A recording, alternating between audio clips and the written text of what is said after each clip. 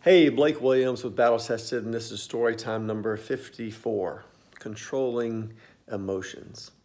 This past week, I was able to go to Alabama to serve some teams down there, and while I was there, I got the opportunity on Friday night to attend a high school football game, a game of one of my mentees, one of the student athletes I've been mentoring. So it was great to see him perform and do so well. But during that game, he had a teammate that had an unsportsmanlike penalty called against him. And the kid just lost it. He lost control of his emotions. He got angry, mad, and you could tell he's just tensed up and ticked off and shaking his head, and just everything about his body language showed that he was not in control of his emotions.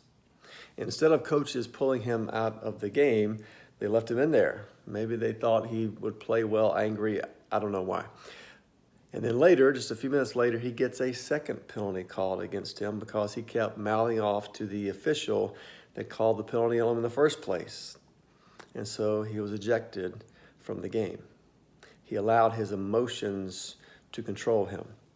Now, we all have choices, right? That's one of the great things about being a human being. We get to choose how we act, how we behave, what we think. We get to choose things. He was choosing to allow his emotions to control him. He was not in control of his emotions. And so because of that, he actually wound up hurting his team. I know that controlling emotions is not easy, but it is something that we get to choose. Just over 20 years ago, my brother committed suicide, and I felt like in the days right after that I had to be strong for my family. Yes, I wanted to break down. Yes, I wanted to cry and let the emotions flow, but in that moment, I felt like I needed to be strong for my family. Once the funeral was over and I'm driving home from Alabama, I bawled like a baby. I let the emotions come out. So I'm not saying to bottle up the emotions and press them down and not let them come out. There's certainly time for those things. But in that moment, I need to be strong.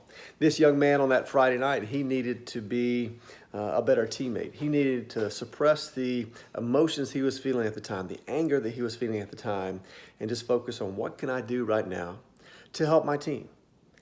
And if he would have stopped and thought about it, I need to be in control. I need to make sure I don't say anything to get us another penalty. He failed to do that.